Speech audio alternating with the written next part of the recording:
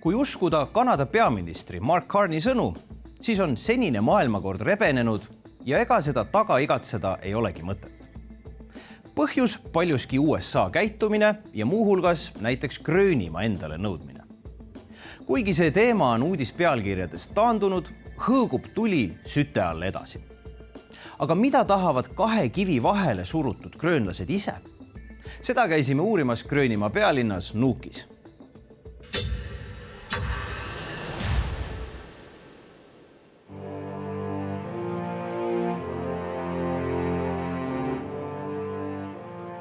Tere tulemast Gröönimaale, maailma kõige suuremale saarele, mis on ometi koduks kõigest 57 000 inimesele.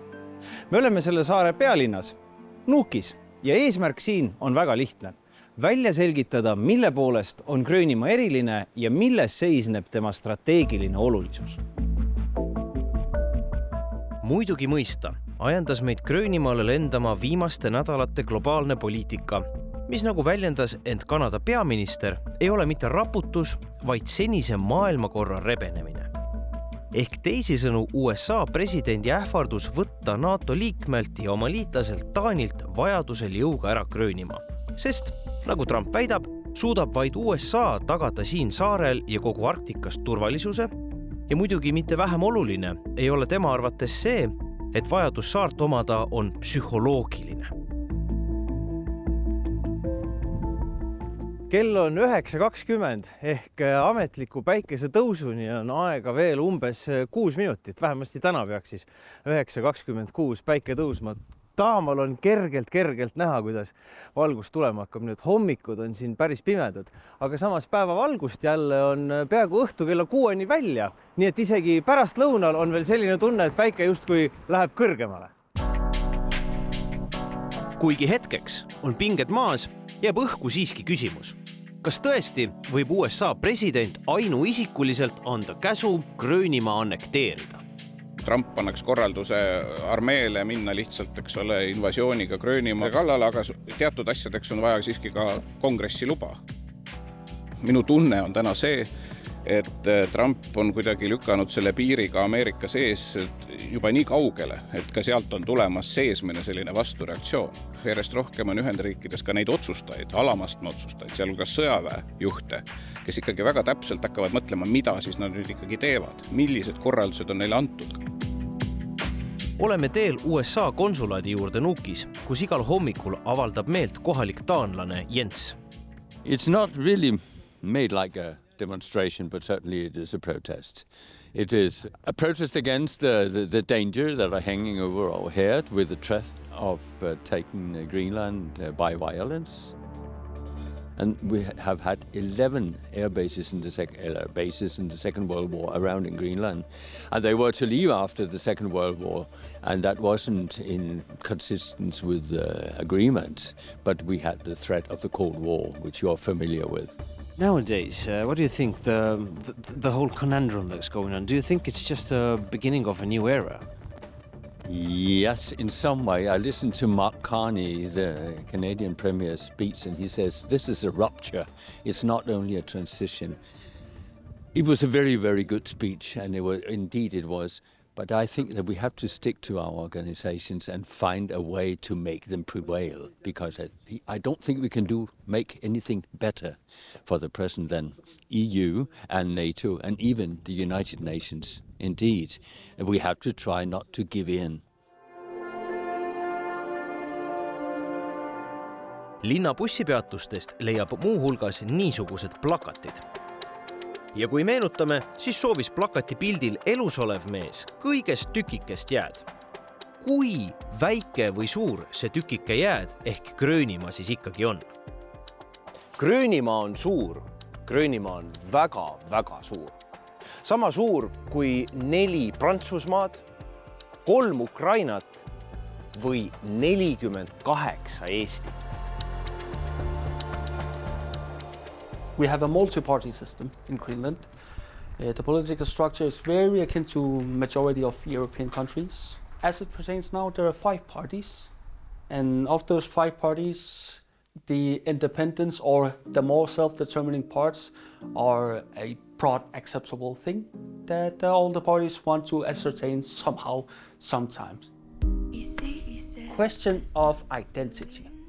It's something that has been brought up, especially in recent times, a lot more, because Greenlanders has been very good in getting the legislation and the protections for it, even through the United Nations, through EU and whatnot, the articles themselves, the law itself. But on its route to that, it is because a lot of the identity has been lost. And now there's a resurgence.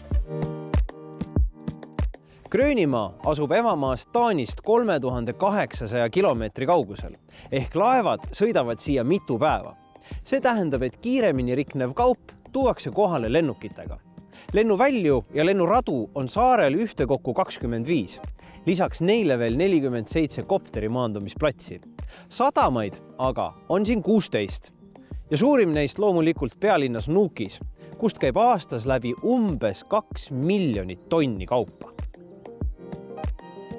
Logistikale lisaks on keerulised suhted gröönlastel ka emamaa Taaniga, nagu selgub kohalikus muuseumis, kus suur osa väljapanekust keskendub koloniaalminevikule. One of the things that really sets us apart as a colonized country is that the first colonizers that came here were very adamant to preserve parts of our original culture here in our language. And this sets us apart in many ways. There is no praising of the colonized history, obviously, but it's one of the things that we still have to this day because of the first colonizer that ever came up here, Hans Egede.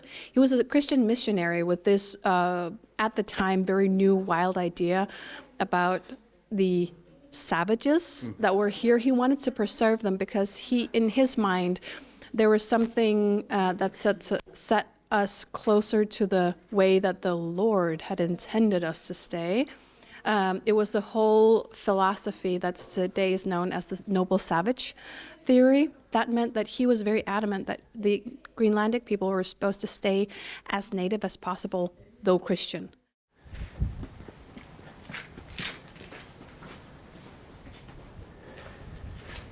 Minust vasakul siin on ühika tüüpi paneelmajad, kuhu Taani võimud aastakümneid tagasi soovisid ära majutada pea kõik gröönlased. Ja gröönlaste jaoks on need ka tänaseks päevaks selline hall ja kibe mälestus Taani koloniaalvõimust. Kõige kurikuulsam plokk põh, laius aga vot siin. Õnneks on see nüüd küll juba kauge minevik.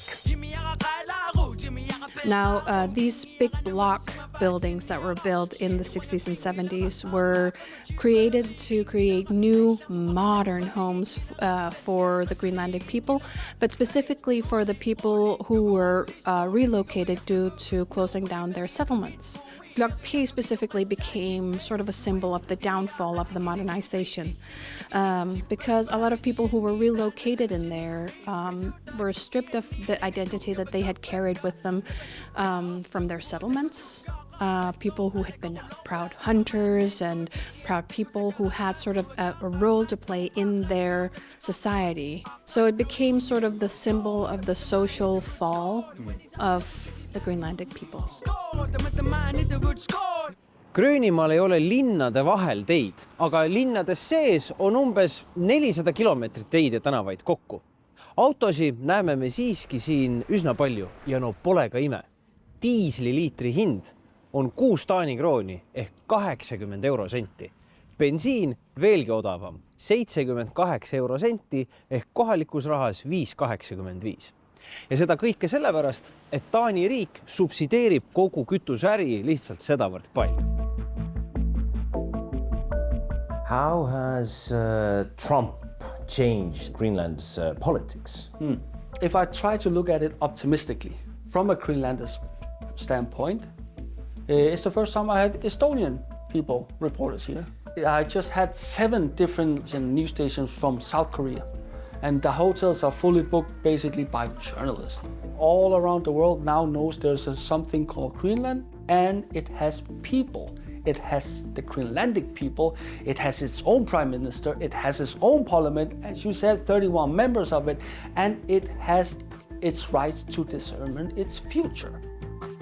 Juba mitusada aastat moodustab Taani kuningriigist Gröönimaa 98%. Nii et seda, et taanlased saarest päriselt loobuda ei taha, on üsna lihtne järeldada.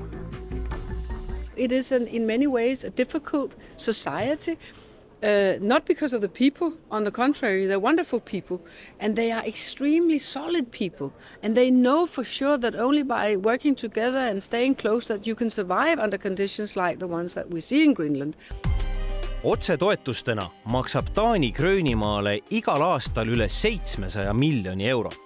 Lisaks peab üleval elutähtsaid teenuseid nagu kohtusüsteem ja politsei.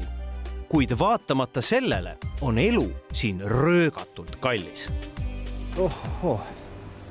Nii, võtame põhjapõdra chorizo. 51,28. See on ju tublisti üle 7 euro. Ja see on 1, 2, 3, 4 vorsti.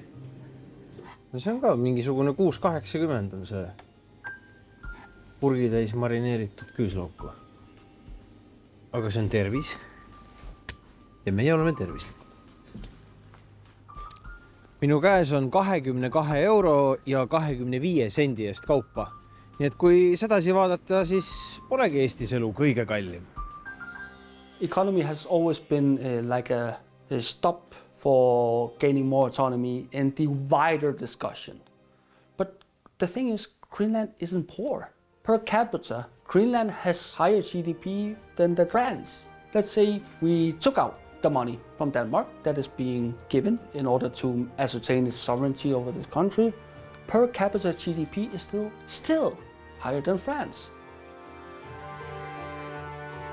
Kui viimased nädalad on andnud gröönlastele rahvusvahelise areeni ja võimaluse endast rääkida, siis on mündil ka teine külg.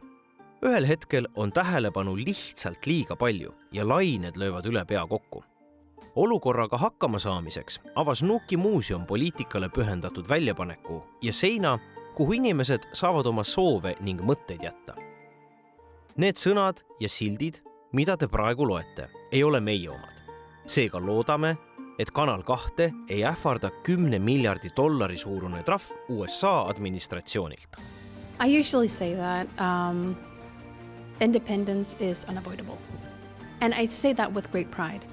I think the want and need to be independent in any people is a sign of a healthy and strong culture that believes in itself. I don't think that's happening tomorrow. I don't know if it will happen in my lifetime, but I do know that at some point in history, independence for Greenland will happen.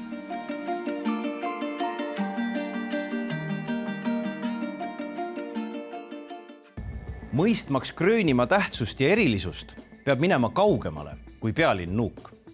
Ja seepärast jätkame lugude seeriat ka järgmises saates. Luban teile, on mida oodata.